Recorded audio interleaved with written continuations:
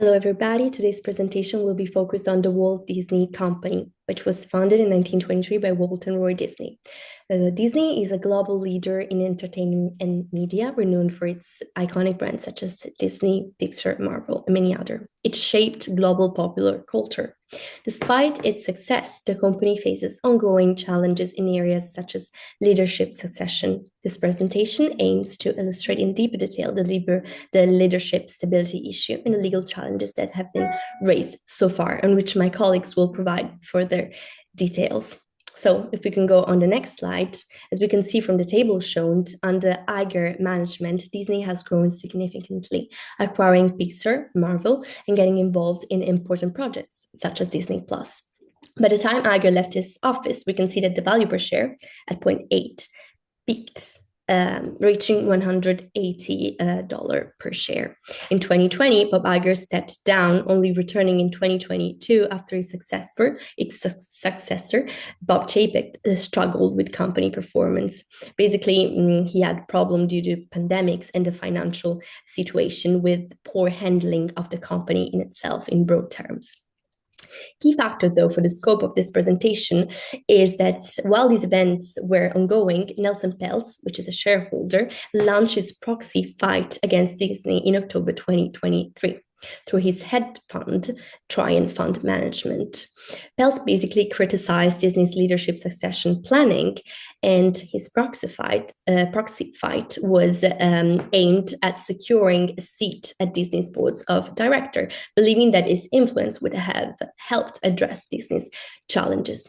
After being unsatisfied, though, because he was not elected in the board, Nelson Peltz and his hedge fund, Triumph Fund Management, sold their shares, the remaining share in 2023, and making basically a revenue for $95 per share. If we can go on the next slide, basically, these presentation will be aimed at answering some legal questions and challenges. For example, how should Disney address a shareholder activism while protecting long-term corporate health? And also the problems that went on for Iger's re-entering into the management. We will then focus on the leadership succession process, and after we will provide some solution. I will now leave the floor to my colleagues. Thank you. So as Chiara outlined, Peltz's demands were not addressed by the board, highlighting an interesting reality of corporate law and practice. Directors may fail to satisfy shareholders' aims, even if such investors are the big and significant ones. But why does this happen? Frederick and I seek to thus unpack this topic through the scope of two corporate law elements. Firstly, activism by institutional investors, and secondly, director duties. Next slide, please. Starting off with the basics, an institutional investor like Trian is an entity which has purchased large sums of the corporation stock. And as we know, the bigger the investment, the bigger the ability to exert influences, or at least in theory. Very basic shareholder rights include the right to vote and the right to sell and transfer shares. Thus, on a surface level, Trian and Peltz's actions cannot be deemed to have been in breach of corporate law principles. Being able to lead change in the corporation is part of the very value of buying shares in the first place. But thus, it can be understandable why Trian pulled back its investments after Peltz's demands were not heard. The law indeed allows shareholders to enhance their involvement. Usually we find investors, however, quite passive. This is the rational apathy phenomenon. Due to shareholders' lack of knowledge on the corporate affairs, they do not actively involve themselves. Peltz, in this case, overturns this stereotype, and he's an example of an active shareholder. He took advantage of the rights conferred to him as in attempting to vote against management in order to communicate his dissatisfaction with the company's status quo. Next slide, please. Peltz's failed campaign against management, however, reveals why shareholders are not active in the first place. Shareholder proposals usually receive no support from other shareholders. Shareholders, especially in a company like Disney, are dispersed and have diverse interests. Thus, it is difficult to enable a feeling of collectivity. We can notice thus in the case that a more management power model is upstilled, with shareholders rather confide in their trust with more authoritative decision-making of the board. Shareholder engagement is good because it enhances accountability and efficiency. On the other hand, provided that after the failure of his campaign, Peltz liquidated all of Trian's investments in Disney, is also a point of concern. This shows that some institutional investors may partake in proxy fights and use their shares as leverage in return of satisfying their demands. Even though it is not definite that Disney share prices will fall as a direct result of this, even the creation of bad press around this creates uncertainty around the stock, and this consequently harms the smaller non-institutional shareholders. On this foundation, Frederick will now explain how this case leaves director duties unaccomplished. Building on this, I'll be focusing on the fiduciary duties central to this case and how Disney's board navigated these obligations during the recent leadership transitions. Under Delaware corporate law, the board has two key duties. These duties are not just ethical expectations; they are legal standards that director must follow to ensure that they're acting on behalf of the corporation in an accurate way. They are the duty of care, which requires informed and deliberate decision-making based on sufficient data and thoughtful risk assessment. This means that decisions should not be rushed or uninformed.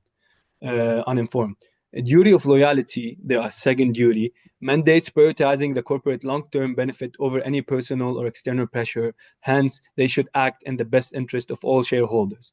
If we apply these principles to Disney recent leadership decisions, switch please, and in Disney's duty of care, the leadership decision, in 22, Disney board reinstated Bob Iger, as both of my colleagues said, after Bob Chapek's controversial tenure. Chapek's leadership faced criticism for mishandling the pandemic, as Chiara said, financial challenges, and eroding investor confidence.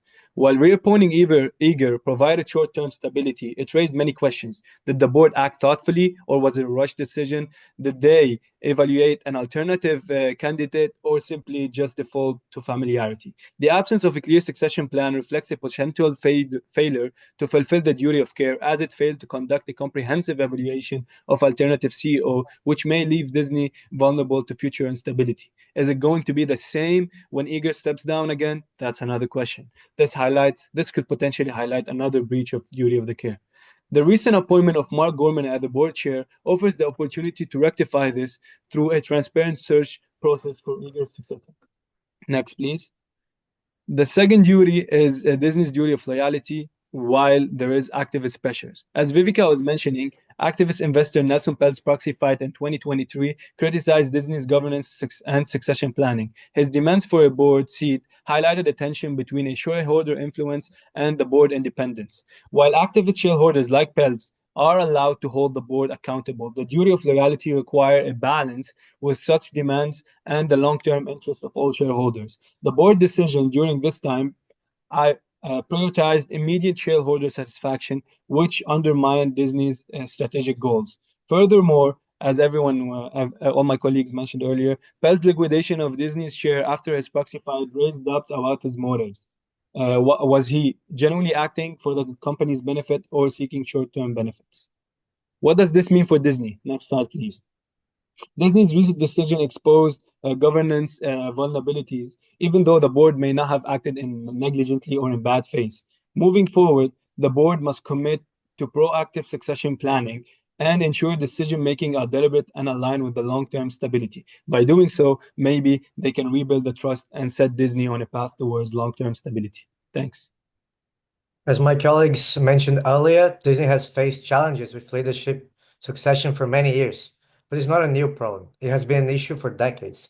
Although the recent CEO transitions have brought this issue into sharper focus, Disney has faced similar leadership challenges in the past, particularly during Michael Eisner's time from 1984 to 2005.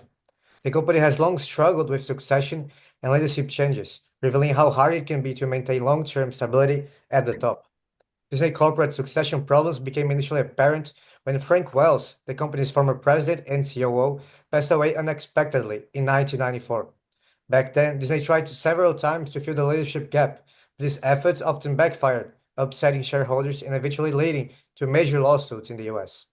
Even under Bob Iger, who was initially very successful as CEO, these challenges persisted. Disney initially chose Bob Chapek to succeed Iger, but after Chapek's term fell short of expectation, the board brought Iger back to restore stability. Now, however, they seem to be looking for a new direction once again, aiming to move on from Iger. This raises important questions. Was the board unable to prepare and support its new leaders, or did Iger's influence make it harder for the board to act independently? Disney's case highlights how the long term of a successful CEO can make leadership transitions more difficult, as successors often struggle to step out of their predecessor's shadow. In fact, it seems that the longer a CEO remains in charge, the harder they are to be replaced. But this challenge is not unique to Disney. Companies like AIG with Morris Greenberg and Coca-Cola with Robert Woodruff have also faced similar problems with long-serving leaders. However, history shows that no leader is irreplaceable.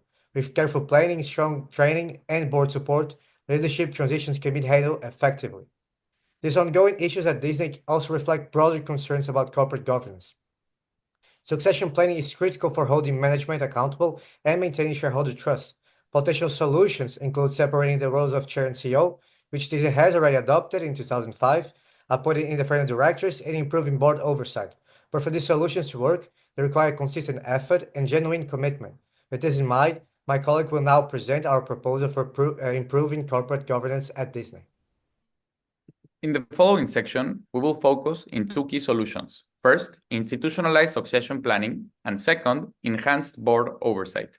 The chaotic transition in Disney's leadership is a consequence of a critical governance gap, the absence of a transparent succession planning process, and the reliance on ad hoc decisions has left the company vulnerable to internal conflicts. Research supports the immense value of systemic succession planning. A managed process provides successors with the necessary skills and familiarity of the organization's challenges, improving transitions. For example, a relay succession process where the incoming CEO collaborates with the outgoing CEO reduces issues and fosters strategic continuity. To address this, we propose creating a succession planning committee, a permanent independent board body tasked with identifying and preparing future leaders. This committee would first conduct regular leadership audits to evaluate readiness. Second, implement rigorous vetting protocols such as psychometric evaluations and scenario-based leadership assessments. And third, establish structured transition timelines where incoming leaders work alongside their predecessors. Such measures would not only reduce the risk of CEO disputes, but also ensure continuity in the face of unforeseen events, such as the sudden loss of an executive. Studies show that having a known successor significantly mitigates the negative impacts on shareholder wealth during abrupt leadership changes. Institutionalizing succession planning sends a clear message to investors. Disney is committed to strategic growth. Now, moving on to the enhancement of board oversight, it is important to mention that the board's role as the head of Disney's governance has been questioned due to the failures in managing leadership transitions and addressing shareholder concerns. Dual reporting structure under Bob Iger and Bob Chapek highlighted these issues, leading to internal confusion and inefficiencies. Internal systemic reforms are essential to restore confidence and improve decision-making. First, we propose independent governance reviews. Engaging third-party auditors for quarterly reviews will bring impartiality to board evaluations, ensuring decisions align with fiduciary standards and prioritize long-term shareholder value. Research highlights the value of collective debate and diversity in decision-making, emphasizing that boards excel when they leverage their collective expertise to evaluate alternatives and reach well-rounded conclusions. Second, board performance metrics should be adopted to hold directors accountable. Metrics such as the responsiveness to shareholder concerns and compliance with fiduciary duties, as well as effectiveness in decision-making, should be evaluated more regularly. Finally, we would like to conclude that these internal reforms will create the foundation for leadership stability and will embed accountability, transparency, and expertise to the company's governance framework.